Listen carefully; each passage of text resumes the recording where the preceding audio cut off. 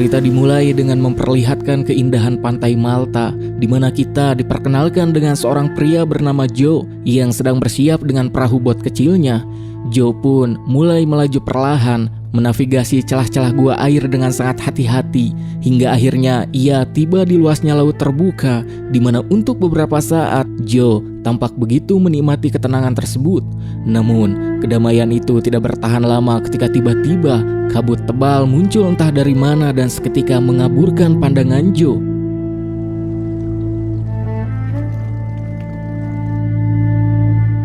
Merasa ada yang tak beres, Joe memutuskan untuk memutar balik arah perahunya. Namun tepat di momen tersebut, sebuah guncangan keras terjadi, seolah perahunya baru saja menabrak sesuatu yang besar yang membuat Joe tersentak dan nyaris terlempar ke laut. Tetapi untungnya ia masih bisa menyeimbangkan diri.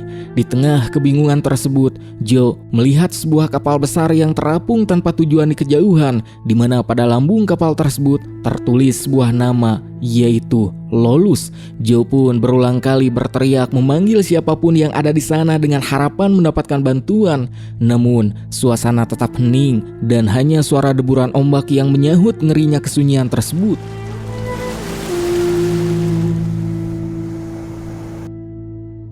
Karena rasa penasaran yang tak terbendung, ia pun mengikat perahu kecilnya dengan tali, lalu naik ke atas dek Lolus untuk memeriksa kapal tersebut. Di sana, Joe mendapatkan kenyataan aneh bahwa kapal mewah tersebut benar-benar kosong tanpa satupun awak, dan yang lebih anehnya lagi, persediaan makanan dan minuman masih tersedia dengan lengkap.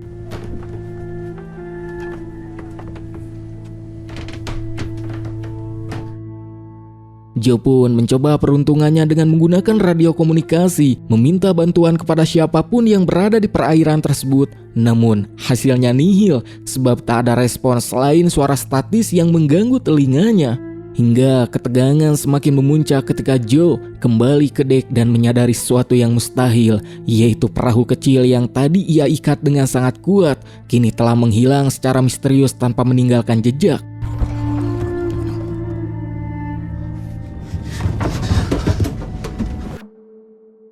Joe pun mencoba mencari menggunakan teropong, namun kabut yang tebal seolah sengaja mengurungnya di tengah laut. Hingga beberapa saat kemudian, kabut itu lenyap secara tiba-tiba, memperlihatkan laut yang kosong melompong.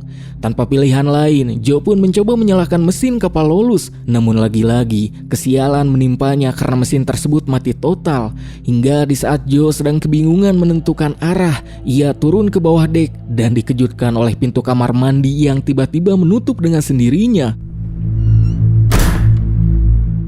Joe berusaha tetap tenang, meyakinkan dirinya bahwa itu hanyalah ulah angin yang meskipun suasana di dalam kapal kini terasa semakin mencengkam. Joe pun mulai mempelajari peta yang ia temukan dan mencoba memperbaiki mesin kapal dengan alat seadanya. Hingga keberuntungan tampak mulai berpihak padanya saat mesin Lolus akhirnya kembali menderu menyala, di mana dengan perasaan lega yang luar biasa, Joe segera memegang kemudi dan mengarahkan kapal menuju garis pantai terdekat.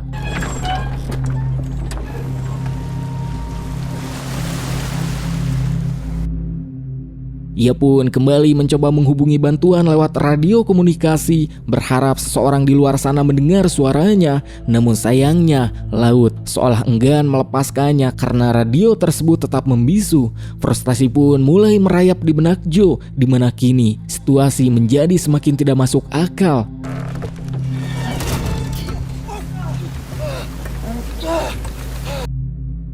Kejadian aneh kembali terulang saat Joe memutuskan untuk menggunakan toilet, sebuah keputusan yang ternyata menjadi awal dari petaka berikutnya, sebab untuk kedua kalinya pintu toilet tersebut menutup dengan sendirinya secara misterius, membuat Joe benar-benar kebingungan.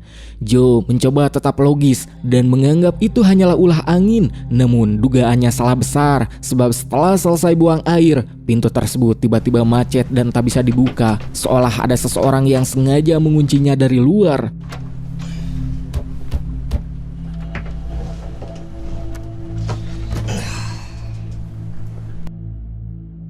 yang karena panik, Joe pun meraba saku celananya dan menemukan sebuah koin dan mencoba membuka baut-baut pada kunci pintu tersebut. Namun usahanya sia-sia dan di tengah keputusasaan itu, mata Joe tertuju pada noda darah yang menempel di sudut ruangan, sebuah detail mengerikan yang membuatnya tersadar bahwa ia tidak sendirian.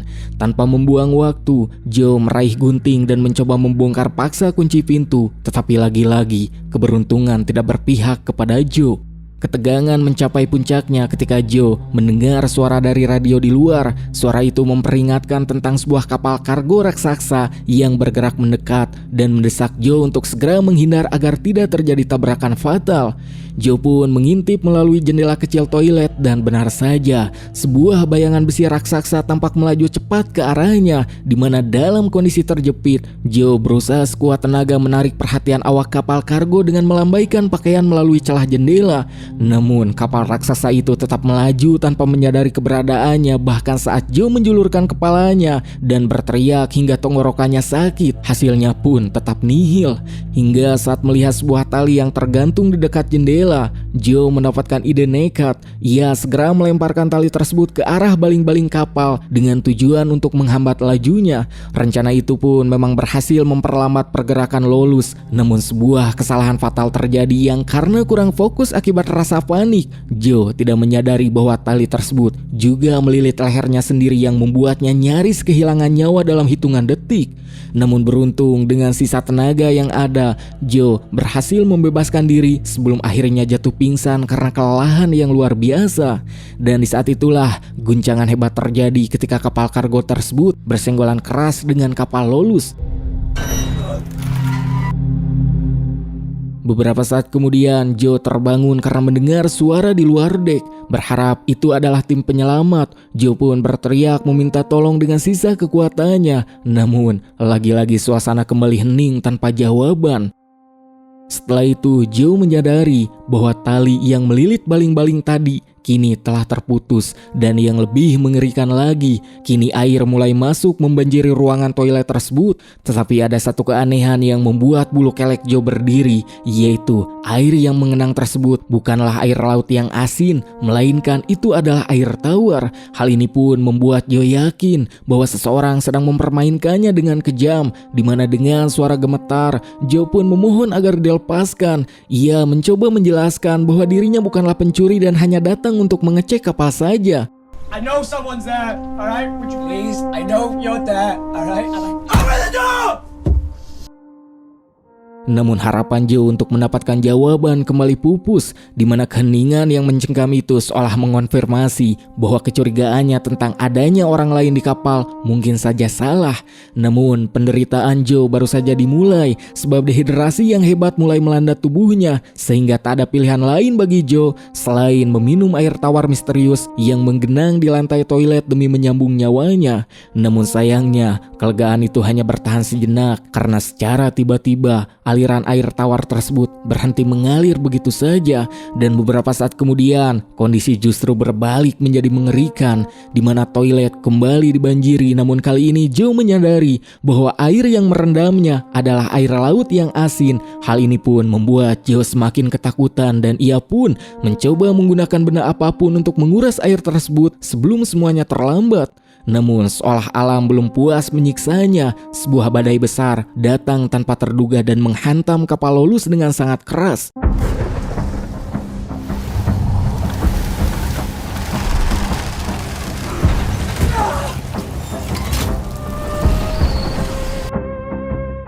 Di tengah situasi yang kritis tersebut, Joe mendapatkan sebuah ide nekat. Ia meraih pisau silet dan berusaha memotong tali yang mengendalikan layar kapal melalui celah yang ada. Meski jari tangannya terluka dan getihan karena sabatan silet, Joe tak menyerah, sebab rasa sakit itu seolah kalah oleh tekadnya untuk bertahan hidup. Hingga akhirnya tali tersebut putus, juga layar pun turun dan laju kapal seketika terhenti.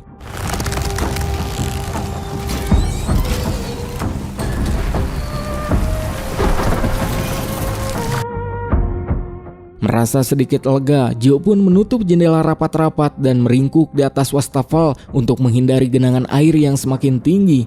Kelelahan yang luar biasa akhirnya membuat Joe jatuh tertidur dalam posisi yang sangat tidak nyaman. Namun saat pagi tiba dan ia terbangun, Joe dikejutkan oleh kenyataan bahwa air telah naik hingga mencapai lehernya, di mana kini seluruh tubuhnya terasa membeku karena kedinginan. Dengan sisa tenaga yang ada, Joe mencoba mendobrak dan menendang pintu toilet tersebut berkali-kali. Namun pintu itu tetap tak terbuka, dan di titik inilah Joe mulai kehilangan harapan dan pasrah bahwa ajal akan menjemputnya di ruangan sempit tersebut. Tetapi secara ajaib, tiba-tiba terdengar suara klik dari arah pintu. Joe segera mendekat dan menyadari bahwa kunci pintu tersebut telah terbuka dengan sendirinya. Masih dengan keyakinan bahwa ada seseorang yang sengaja menyiksanya, Joe langsung keluar dan mencari pelakunya ke seluruh sudut kapal. Namun setelah mencari kesana kemari, ia mendapati kenyataan bahwa kapal itu tetap kosong dan ia benar-benar hanya sendirian. Menyadari bahwa Lolus bisa tenggelam kapan saja akibat kebocoran yang dialami selama badai, Joe memutuskan untuk bertindak cepat. Ia mengumpulkan beberapa pelampung yang ia temukan di dek dan mengikatnya di bawah pintu toilet yang sudah rusak, menciptakan sebuah rakit darurat yang sederhana. Tanpa menunggu lama, Joe menurunkan rakit buatannya ke laut dan segera naik ke atasnya. Lalu ia mendayung menjauh sambil menatap Lolus, menunggu momen kapal tersebut akan tenggelam ke dasar lautan.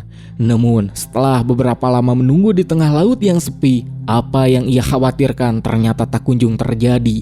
Lolus tetap terapung dengan kokoh, seolah tak terjadi apapun pada lambungnya. Dan di momen inilah Joe menyadari bahwa bertahan di atas rakit kecil di tengah samudera adalah tindakan yang jauh lebih berbahaya, sehingga keputusan untuk kembali naik ke atas kapal Lolus sepertinya menjadi satu-satu pilihan yang masuk akal demi bertahan hidup. Joe pun mulai bergerak cepat menambal setiap bagian kapal yang bocor demi memastikan Lolus tetap terapung, di mana ia juga berhasil merakit sebuah pompa air sederhana untuk mengeringkan kabit yang tergenang. Di tengah usahanya tersebut, ia menyadari bahwa radio kapal ternyata masih berfungsi, dan dengan penuh harap, Joe berkali-kali meneriakkan panggilan darurat ke arah pemancar. Namun lagi-lagi, keheningan laut yang luas adalah satu-satunya jawaban yang ia terima.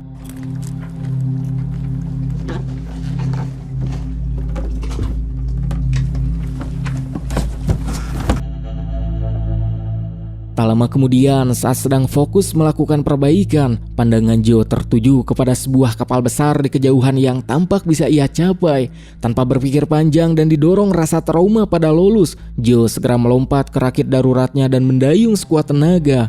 Namun, tepat di momen inilah sebuah kejadian di luar akal sehat terjadi. Kapal Lolus seolah-olah memiliki nyawanya sendiri, sebab kapal itu bergerak secara otomatis, mengejar dan memburu Joe, seakan Lolus tak ingin melepaskan Joe.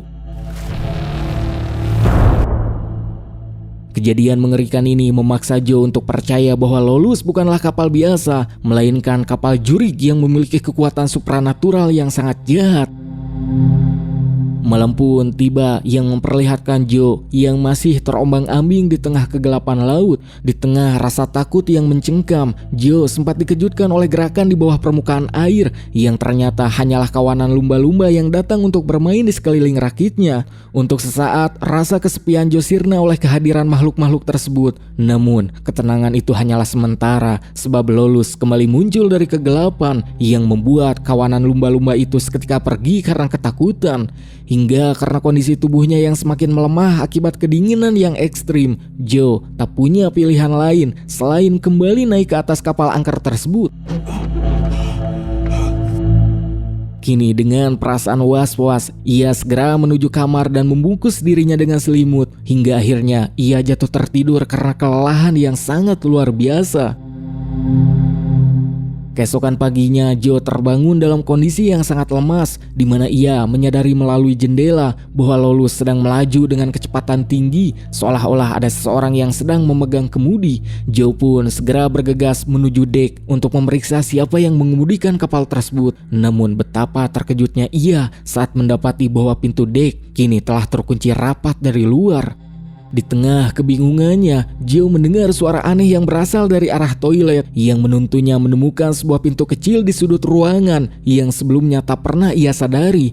Berpikir bahwa itu adalah jalan keluar, Joe pun masuk dan mendapati sebuah ruangan sempit tempat penyimpanan pelampung. Ia mencoba memanjat ke arah jendela, namun sayangnya jendela tersebut terkunci dan sebelum Joe sempat bereaksi, pintu tempatnya masuk tiba-tiba tertutup dengan keras, mengurung Joe di dalam ruangan penyimpanan yang sangat sempit tanpa jalan keluar.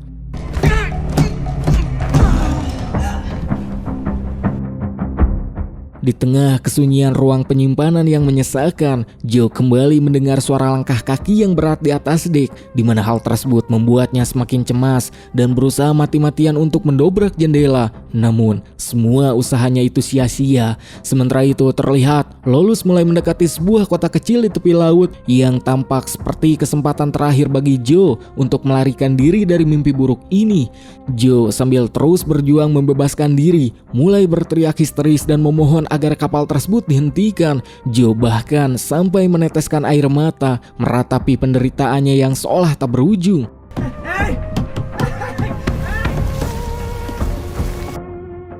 Hingga kondisi di dalam ruangan semakin memburuk saat oksigen mulai menipis yang membuat Joe sesak nafas dan nyaris kehilangan kesadaran. Namun tepat di saat ia hampir menyerah, sebuah keajaiban terjadi. Pintu ruangan tersebut tiba-tiba terbuka dengan sendirinya. Joe yang waspada berasumsi bahwa ini hanyalah tipuan lain dari entitas jahat di kapal tersebut, sehingga ia melangkah keluar dengan sangat hati-hati menuju dek. Di sana ia mendapati kenyataan mengejutkan bahwa Lolus telah berlabuh dengan sempurna di dekat dermaga kota tersebut. Yang tanpa membuang waktu, Joe pun segera melompat turun ke daratan dan menghirup udara segar dengan penuh kelegaan, merasa bahwa ia akhirnya telah bebas. Hingga setelah itu Joe mendapati dirinya berada di sebuah kota asing yang tampak tak berpenghuni. Hingga di sana ia mempersenjatai diri dengan sebatang besi, lalu mulai menyusuri jalanan untuk mencari siapa dalang di balik semua teror yang dialaminya. Namun suasana di kota itu sangat mencengkam sebab di sana hanya ada bangunan-bangunan tua yang terbengkalai tanpa ada tanda-tanda aktivitas manusia sedikit pun. Hingga tak lama kemudian Joe mendengar suara mesin dari kejauhan dan melihat Lolus mulai bergerak meninggalkan dermaga.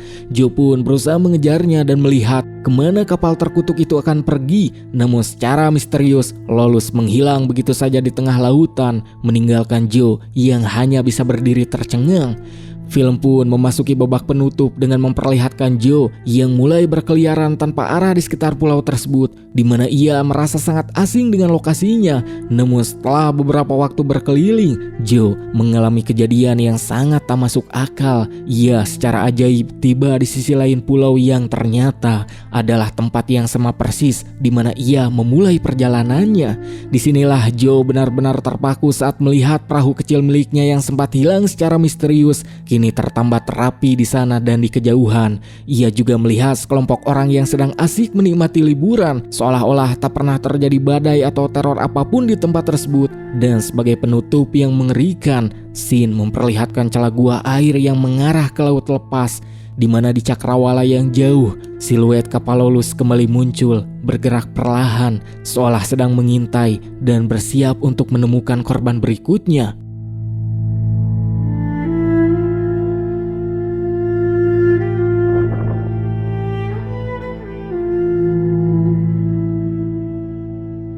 Dalam mitologi Yunani yang mungkin sudah sering kita dengar, dikisahkan bahwa sejak awal keberadaan manusia, para dewa telah menjadikan manusia sebagai mainan mereka. Tangan-tangan mereka yang tak terlihat terus-menerus membentuk dan menghancurkan dunia, seolah-olah manusia hanyalah bidak-bidak dalam permainan tanpa akhir mereka, di mana para dewa mengusik bukan karena alasan yang jelas, melainkan sekadar untuk memuaskan hasrat mereka. Dewa-dewa jahil ini yang lebih mementingkan tipu daya daripada kebaikan, mengisi waktu luang mereka dengan mengusik manusia seperti anak kecil yang menghancurkan sarang semut. Dan perahu itu adalah bukti paling nyata bahwa mitos-mitos Yunani bukanlah hanya sekadar cerita, melainkan bayangan dari kenyataan yang dihadapi manusia. Ini adalah film ambigu yang menggabungkan unsur horor, thriller, dan elemen supranatural yang semakin kuat seiring berjalannya cerita. Juga ada beberapa hal yang sangat menarik untuk dibahas, seperti yang telah Abray ceritakan. Setelah menaiki perahu Lolus di awal film, Joe mengalami serangkaian cobaan berat yang seolah tak masuk akal, mulai dari terkunci di toilet hingga nyaris kehilangan nyawa karena jeratan tali dan badai yang datang secara tiba-tiba. Jelas ada sesuatu atau seseorang yang sedang mengincarnya, hingga akhirnya perahu itu membawanya ke sebuah pulau asing tak berpenghuni yang ternyata adalah tempat ia memulai semuanya. Dan scene pun menyorot ke celah bebatuan dan di kejauhan Lulus terlihat dengan suara latar yang mengisyaratkan tanda bahaya. Dan apa artinya semua ini? Sepanjang film, perahu ini seolah memiliki nyawa sendiri yang selalu bertindak melawan Joe. Mungkinkah ini rentetan nasib buruk atau ada kekuatan supranatural yang bermain? Mungkin saja ini adalah ulah dewa iseng yang bosan dan punya aturan mainnya sendiri. Melalui kapal bernama Lolus tersebut, menariknya dalam mitologi, Lolus merujuk pada 3 tokoh berbeda namun saling terkait. Salah satunya adalah penguasa angin dalam kisah Homer yang memberikan bantuan, namun akhirnya menjadi bencana bagi Odysseus. Ada pula Lolus yang merupakan kerabat dari Sisyphus, sosok yang dihukum untuk mendorong batu ke atas gunung selamanya. Dan setelah kita melihat apa yang dialami Joe, persamaan dengan karakter terkutuk ini menjadi sangat jelas. Apakah Joe adalah Sisyphus versi modern? Kita tidak tahu dosa apa yang telah ia perbuat. Namun jika ia memang Sisyphus, maka Joe pasti telah melanggar suatu aturan dewa dengan sangat ceroboh. Keyakinan Anda pun akan menentukan apakah Anda melihat kehadiran manusia lain di kapal itu atau hanya kekuatan tak kasat mata yang bermain. Mungkinkah ada penumpang gelap yang bersembunyi di balik bayangan? Suara langkah kaki misterius dan pintu yang mengunci sendiri bisa saja memiliki penjelasan logis. Namun ada kemungkinan lain yang jauh lebih menarik. Perahu itu seolah memiliki jiwa yang dirasuki kekuatan jahat. Apakah itu Lolus atau entitas lain yang lebih misterius? Kita tak dapat memastikan. Namun niat buruknya terhadap Joe benar-benar tak terbantahkan. Perahu itu dengan sengaja menggiringnya ke tengah badai yang mengamuk, di mana berkali-kali usaha Joe untuk meloloskan diri digagalkan secara sistematis. Keganasan badai tersebut pun semakin meyakinkan arah film ini bahwa apa yang terjadi dalam debut bukanlah sekadar permainan atau frame belaka, melainkan sebuah kekuatan supranatural yang sedang beraksi dengan sangat nyata. Bahkan saat Joe mencoba mendayung pergi hanya dengan modal pintu toilet dan pelampung seadanya, kapal itu seakan memburunya tanpa ampun. Rasanya mustahil ada manusia di atas kapal yang bisa mengemudikannya dengan begitu cepat dan akurat tanpa pernah menampakkan batang hidungnya, apalagi membuat kapal sebesar itu bermanuver secara tiba-tiba di tengah laut lepas. Kapal itu pun akhirnya membawa Joe ke sebuah pulau yang awalnya terasa sangat asing, namun kemudian berubah menjadi komunitas nelayan yang ia kenali. Di sanalah ia mendengar suara-suara kehidupan dan melihat perahu kecilnya yang sempat hilang. Pertanyaannya, apakah Joe benar-benar kembali ke rumah? Jika iya, mengapa kapal itu menyiksanya sedemikian rupa hanya untuk membawanya pulang?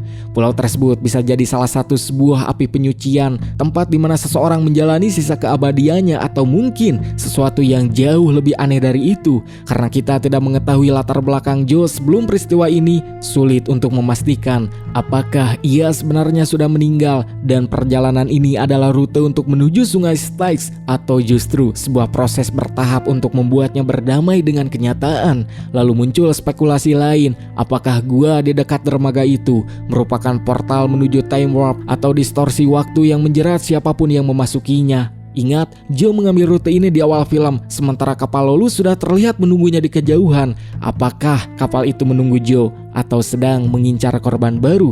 Akhir film ini seolah menunjukkan bahwa meskipun Joe bisa kembali pulang, Joe mungkin tidak akan pernah benar-benar bisa lepas dari lingkaran setan tersebut. Dan bagian belakang pulau yang rusak dan asing berbanding terbalik dengan bagian depannya yang merupakan rumah Joe. Ini mengisyaratkan dua sisi waktu yang berbeda di lokasi yang sama. Mungkinkah Lolus memiliki kemampuan membengkokkan waktu sehingga Joe sebenarnya terjebak di sana jauh lebih lama dari yang kita duga? Bagaimana menurut kalian? Apakah Joe benar-benar selamat atau ia hanya berpindah ke tahap hukum berikutnya? Mungkin segitu saja untuk pembahasan video kali ini. Terima kasih buat yang sudah menyaksikan dari awal sampai akhir. Silahkan berikan komentar, bertanya, atau request film apa lagi yang menarik untuk Aa Bray bahas di video selanjutnya. Aa Bray pamit undur, pamit ungkur dari hadapan Anda, dan bye.